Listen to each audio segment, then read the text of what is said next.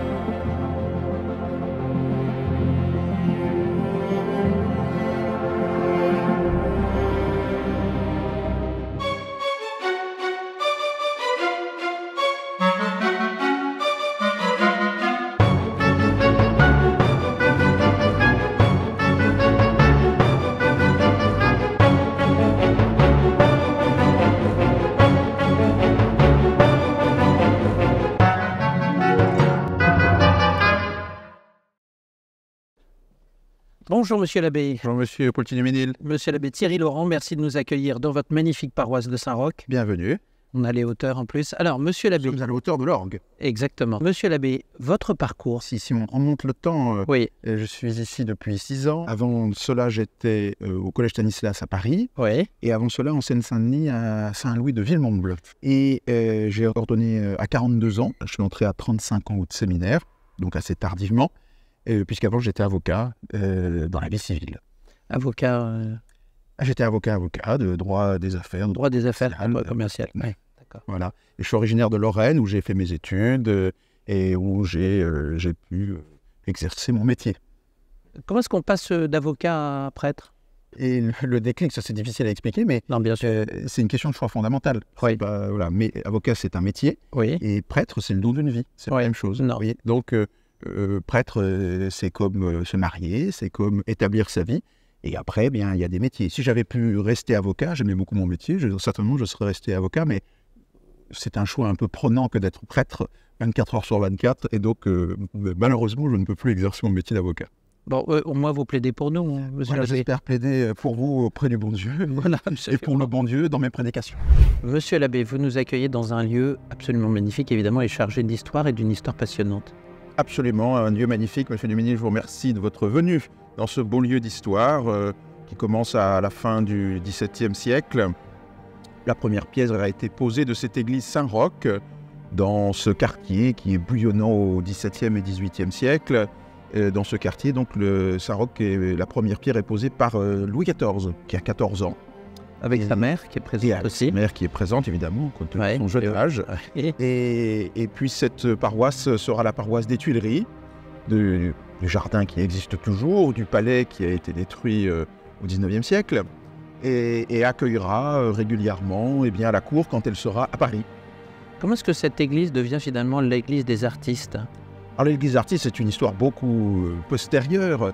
D'abord parce qu'elle se formalise comme l'église des artistes au XXe siècle, quand est installée une aumônerie des artistes, mais en fait elle l'a toujours plus ou moins été, puisque les grands dramaturges français y sont passés. Le théâtre français se trouve à une toute petite encablure d'ici, à 1 minute à pied. L'opéra, le postérieur, se trouve non loin d'ici, au bout de l'avenue de l'Opéra.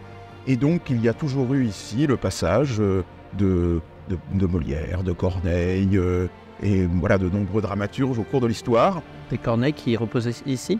Et Corneille qui repose ici, absolument, a été inhumé en cette église. Et il n'a pas été, j'allais dire, abîmé au moment de la Révolution?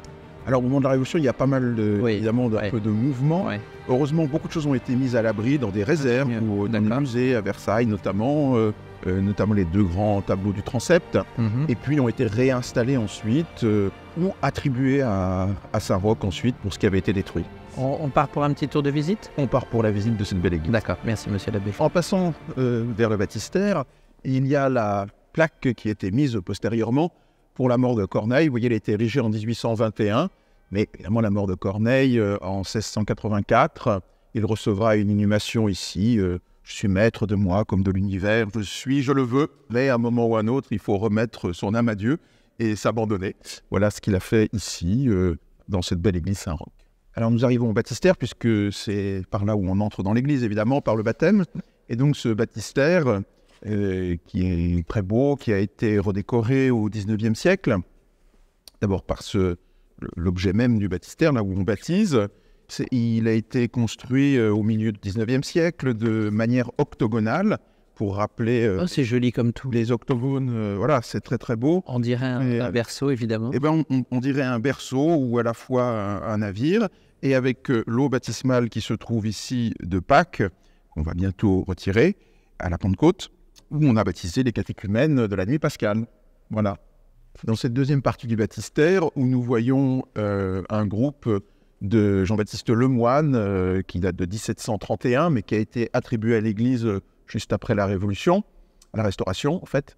Magnifique marbre, sublime, le contrapposto italien, le Christ à un genou sur le rocher, et le Baptiste, Jean le Baptiste, baptise le Christ dans un mouvement d'une grande grâce. Toutes les petites chapelles de Saint-Roch ont été meublées au cours du XIXe siècle, et celle-ci, même au cours du XXe siècle. Il y a d'abord une Pietà qui est de grande beauté, que vous pouvez admirer ici, qui a été, comme vous le voyez, c'est ce qu'on appelle la chapelle des déportés.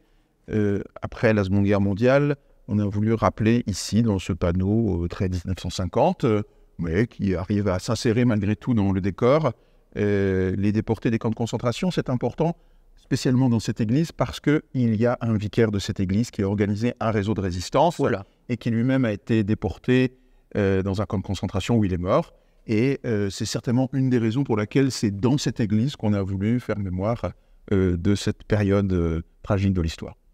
Alors cette chaire absolument magnifique, qui est un bel ensemble, construit d'une pièce, on pourrait peut-être croire le contraire, parce que le bas est très classique, avec des cariatides qui représentent les vertus cardinales, et puis le dessus semble beaucoup plus baroque. C'est un ange en or qui brandit la trompette de la vérité et qui soulève le voile de l'erreur. Voilà. Tout ça est en stuc magnifique. Ouais. Et donc, prêcher sous la trompette de la vérité, eh bien, il y a évidemment un appel très fort à pouvoir faire attention à ce que l'on dit. Voilà donc les orgues magnifiques de Saint-Roch, un buffet d'orgue 18e d'une grande beauté qui se trouve derrière nous. Orgue refaite après la Révolution. Il y a 3 orgues dans Saint-Roch. Les grandes orgues qui se trouvent derrière nous, qui datent du milieu du XVIIIe siècle. Oui. Il y a ensuite un cavaillé-coll qui date de 1825, qui se trouve dans le chœur, l'orgue de chœur. Et puis, comme Saint-Roch est une succession de chapelles, il y a aussi un orgue plus baroque, qui sonne de manière plus baroque, dans la chapelle de la Vierge, que nous verrons ensuite. Donc nous sommes ici à la croisée du transept de cette première église en quelque sorte, puisqu'il y a 4 chapelles en quelque sorte. Cette église est composée de 4 lieux différents. Ici, de part et d'autre du transept se trouvent 2 tableaux magnifiques de 2 styles différents. Les 2 ont été faits pour Saint-Roch. Ils datent de 1767 tous les 2. D'un côté, Saint-Denis, patron du diocèse de Paris, dans un style classique. Très. De l'autre côté se trouve Sainte-Geneviève, la patronne de la ville de Paris, dans un style baroque. Mais les 2 sont exactement de la même date. Ils seront mis, grâce à Dieu, en sécurité pendant la Révolution. Ils seront dans des musées, dans des dépôts, et reviendront à Saint-Roch sous la Restauration. Dans la statuaire riche de Saint-Roch, nous avons déjà vu Jean-Baptiste Lemoine, oui, des grands sculpteurs du XVIIIe. En voici un second, Falconet.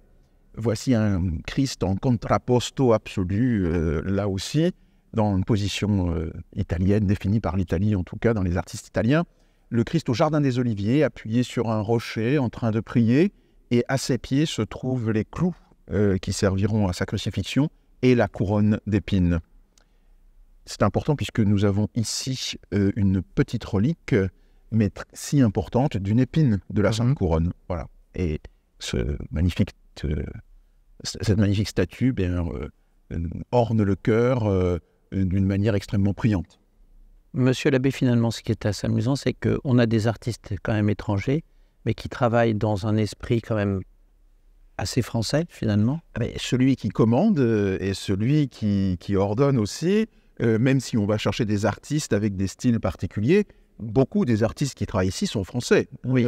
Jean-Baptiste Lemoyne, dont je vous ai parlé, je vous parlerai ensuite de Michel Anguier, Falconet, sont tous des artistes français, même si, évidemment, l'esprit de l'art... Toujours des influences, absolument, bien sûr. Nombreuses. Mais on est vraiment dans le pur style classique français. On est dans le pur classicisme français, ce qu'il a produit de plus extraordinaire, certainement. Oui. Alors, nous avons parlé finalement du rayonnement du classicisme en France et en Europe. On a quand même... André Le Nôtre, qui a dessiné les jardins des Tuileries, et il est enterré ici. Donc là, on est vraiment au XVIIe siècle encore, puisqu'il meurt à l'orée du XVIIIe siècle. Et s'il est enterré ici, c'est pas pour rien, c'est qu'il a dessiné probablement, vraisemblablement, les plans du jardin dans cette église, juste au-dessus. C'est pour ça qu'on a mis son buste ici. Au-dessus de cette traverse, eh bien, il y a les ateliers de Le Nôtre, où je pense qu'il était plus tranquille qu'à la cour, pour dessiner tranquillement les jardins ici. Nous sommes dans une des multiples petites chapelles qui longent Toussaint-Roch. Il y a plusieurs choses à remarquer. D'abord, le chemin de croix, extraordinaire, qui est un plâtre de 1805. Et nous sommes encore à l'époque où les chemins de croix ne sont pas complètement tous fixes. Et vous ne retrouverez pas à Saint-Roch les mêmes stations du chemin de croix que vous retrouverez ailleurs. Ça s'est fixé au milieu du 19e siècle. Voilà, magnifique chemin de croix. Un professionnel, bien entendu, qui est toujours en usage. Et vous avez 2 tableaux de Saint-Charles Borromée, puisque c'est... Ici, on est dans une église vraiment tridentine. Le grand Marduel au XVIIIe siècle, qui a été curé ici, est un anti-janséniste. Donc, on est favorable évidemment au froid ici, et à l'école jésuite et à l'école tridentine. Nous sommes dans l'endroit le plus merveilleux pour moi de l'église. Alors, excusez-moi, monsieur. Pas seulement pour vous, parce que c'est un endroit sublime, c'est Mansart. On est en 1715, chez l'Arbois-Mansart.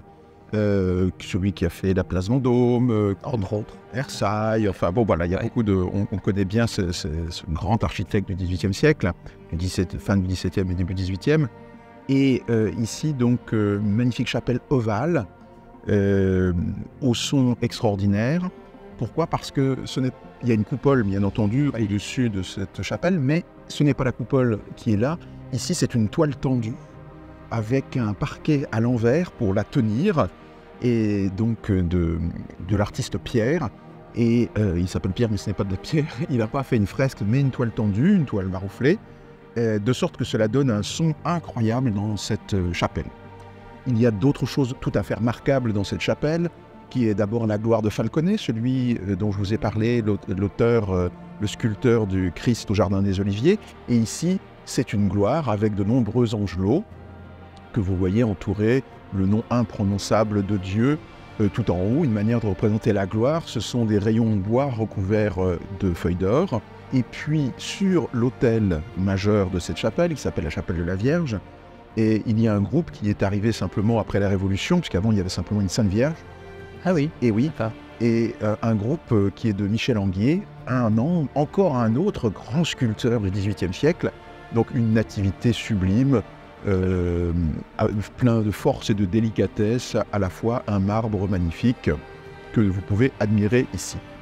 Nous sommes ici dans la succession des chapelles de Saint-Roch, à la 3e. Il faut prendre votre mal en patience parce qu'il y a 126 mètres entre la porte et le Christ qui se trouve dans la 4e chapelle.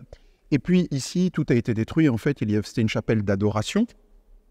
Mais en 1840, il y a une nouvelle construction qui se fait de ce meuble extraordinaire qui est à la fois un tabernacle, mais qui a la forme de l'Arche d'Alliance. D'Alliance où se trouvaient les tables de la loi. Et donc, c'est un ouvrage magnifique, fait en collaboration avec Champollion, qui habitait rue des Bons Enfants et qui était donc paroissien ici, et qui a rencontré ici un prêtre égyptien qui se trouvait à Saint-Roch. Et c'est le début de sa recherche sur l'Égypte, et il va lui apprendre à parler, non pas les hiéroglyphes, il va les trouver ultérieurement, mais il va lui apprendre à parler l'égyptien et de découvrir. Et donc, c'est amusant, donc ça s'est passé ici. Oui, cette arche d'alliance, on va s'approcher, vous allez voir, a une particularité extraordinaire. Donc c'est déjà extraordinaire qu'on ait pensé à faire une arche d'alliance pour être un tabernacle, mais en plus, il est décoré, cette arche d'alliance est décorée, ou ce tabernacle, je ne sais pas s'il faut dire cette ou ce, est décoré de la passion du Christ, qui se trouve martyrisé non pas par des soldats romains, c'est l'histoire du Christ, mais par des soldats égyptiens. Ce qui signifie, c'est une lecture théologique, ce qui signifie que l'auteur a voulu représenter la vie du peuple juif comme étant la vie du Christ, ce que les Juifs ont connu en exode en Égypte, c'est ce que le Christ a connu lui aussi. Sa passion. D'accord. Donc, monsieur l'abbé, nous sommes dans la 4e chapelle. Nous sommes enfin arrivés dans la 4e chapelle de Saint-Roch, la chapelle dite du Calvaire, qui a été construite en 1780. Donc, Saint-Roch est construite en un peu plus de 100 ans. Et elle a été beaucoup refaite. Mais c'était la chapelle du Calvaire dès le départ ? Dès le départ, elle a été la chapelle du Calvaire. Et le terrain a été acheté dès le début, donc le projet était vraiment de construire cette église jusqu'au bout, comme elle l'a été construite. Nous nous trouvons en face de l'autel majeur de cette chapelle, qui est tout fait de stuc. En fait, il y a eu plusieurs projets, celui-ci est du 19e siècle. Et le magnifique Christ d'Anguier, 18e, lui, Michel Anguier, comme le groupe de la Nativité qu'on a vu dans la chapelle de la Vierge, qui trône et qui se voit, qui a un Christ extraordinaire, magnifique, et qui se voit dès l'entrée de l'église, quand le panneau du XVIIIe siècle qui est là est ouvert, puisqu'il peut être soit ouvert, soit fermé, un beau panneau de bois monumental, qui permet d'avoir des lieux séparés dans Saint-Roch. Et nous sommes aussi à la fin du chemin de croix, puisque c'est une des stations du chemin de croix que cette croix d'Anguier au Golgotha. Ici, la crucifixion qui se trouve représentée de manière monumentale, et puis la mise au tombeau de l'autre côté. Alors ici, vous avez 3 sortes de trésors. Vous avez d'une part des reliques, d'autre part des linges liturgiques, et puis ce qu'on appelle la paramantique, donc des chasubles, des chapes, et puis des objets du culte qui sont des ciboires et des calices principalement. Il y a des ostensoirs, il y a beaucoup de choses. Donc, je vous présente déjà le plus sacré du plus sacré. Ce sont les calices qui sont ici et les ciboires. Tout ceci sont du XVIIe siècle. Ceux-ci sont de tout début XVIIIe siècle. Et celui-ci est plus tardif. Il est fin XVIIIe, début XIXe. Voilà, ce sont des calices magnifiques qui ont été... dont on a fait cadeau à cette église au cours des temps et de l'histoire. Celui-ci, par exemple, vous retrouvez des inscriptions souvent sous les calices pour rappeler les dons qui ont été faits. Donc celui-ci, par exemple, a été fait en don à un curé de Saint-Roch et qu'il a laissé évidemment au trésor de Saint-Roch. Vous avez d'autres, donc vous avez des reliquaires qui sont ici. Les reliques sont très importantes dans l'Église parce que dès le début de l'Église, on a pris l'habitude de célébrer la messe sur le tombeau des saints. Et nous en avons conservé l'habitude dans tous les autels du monde. Il y a au moins une petite relique dans une pierre d'autel. Et c'est là que l'on célèbre la messe. Pourquoi ? Parce que c'est ce qui nous reste. Les reliques, c'est ce qui reste. Reliquere reste en latin. Et donc, c'est ce qui nous reste des saints qui sont au ciel. Et nous qui célébrons la liturgie du ciel sur terre, eh bien, il y a le lien, y compris matériel, entre le ciel et la terre. Ici, vous avez la relique peut-être la plus précieuse. Enfin, évidemment, toutes les reliques sont précieuses. Saint Vincent de Paul, Saint François de Sales, qui est le patron du clergé de Saint-Roch. Et ici, vous avez une relique tout à fait insigne, donnée par le roi Louis XIV. Et c'est un morceau de l'épine, de la couronne d'épines du Christ. La couronne d'épines du Christ qui a été acquise par Saint Louis, à grand prix d'ailleurs, à grands frais, à Constantinople. Quand il l'a rapportée en France, elle avait toutes ses épines. Et au fur et à mesure de son voyage, eh bien, il a sectionné, donné les épines, ce qui fait que la sainte épine qui est conservée normalement à Notre-Dame de Paris, qui pour l'instant est dans un autre lieu tenu secret. Sur cette couronne, il n'y a plus d'épines. Voilà, la couronne d'épines, et c'est une couronne de jonc. Et les épines ont été disséminées en raison de la ferveur des chrétiens qui voulaient voir et avoir un morceau de cette épine. Et le roi Louis XIV nous a fait don d'un morceau d'épine qui se trouve ici, que nous pouvons vénérer tous les premiers vendredis du mois dans cette église. Alors, monsieur l'abbé, nous arrivons aux 3 questions coup de cœur. Quelle est votre période favorite ? Oh, c'est la fin du XVIIe siècle, à n'en pas douter. Votre œuvre préférée ? Mon œuvre préférée, je vais la choisir dans Saint-Roch. C'est le magnifique Saint Jérôme par Sigisbert Adam, pour sa vigueur, sa profondeur, sa prière et son originalité, car il est debout et il pose le pied sur la tête du lion. Quel est votre artiste préféré? Alors, mon artiste préféré, peut-être le choisirais-je également à Saint-Roch, c'est Falconet, dont nous avons vu le Christ au Jardin des Oliviers, et en même temps la gloire qui trône dans cette chapelle. Quelques recommandations pour les personnes qui voudraient en savoir plus, monsieur l'abbé? Alors pour ceux qui veulent en savoir plus, il leur faut visiter Saint-Roch, prendre le temps de venir à ces liturgies. Il y a 6 messes le dimanche, puis il y a des vêpres. Donc, 6 messes le dimanche? Oui, une le samedi soir à 18h30. Ah oui, si vous comptez samedi soir. D'accord. En français, une le matin à 9h30 en latin, une à 11h en français, une à 12h15 en français, les vêpres à 17h45 en latin, une en français de nouveau à 18h30 et à 20h, la dernière messe du jour qui est en latin pour le dimanche. Et puis il y a des ouvrages qui sont édités sur Saint-Roch, un ouvrage magnifique qui s'appelle La Grâce de Saint-Roch, dans la grande collection des cathédrales. Eh bien, nous sommes honorés d'en avoir un de mes prédécesseurs qui a eu cet ouvrage, qui a fait cet ouvrage avec les paroissiens. Donc c'est un ouvrage magnifique. Et puis il y a un petit guide aussi avec les différentes œuvres que l'on peut retrouver. Merci beaucoup, monsieur l'abbé. Avec joie, monsieur Dumézil. Alors, la minute du professeur Laurent va être très simple aujourd'hui. Tout simplement, eh bien, c'est de rentrer dans l'église et d'assister à une messe. Alors, moi, je vous conseille sincèrement d'assister pour la beauté de la liturgie, pour le côté, même pas de la foi, le côté liturgique, le côté artistique, d'assister à une messe en rite tridentin, c'est-à-dire la messe en latin, et à tel point que j'ai eu un certain nombre d'amis bouddhistes d'Asie ou musulmans d'Asie centrale qui sont venus, qui m'ont accompagné, qui m'ont demandé s'ils pouvaient m'accompagner pour assister, pour voir, pour apprécier la beauté de la liturgie, de cet art sacré français qui est à son apogée ici.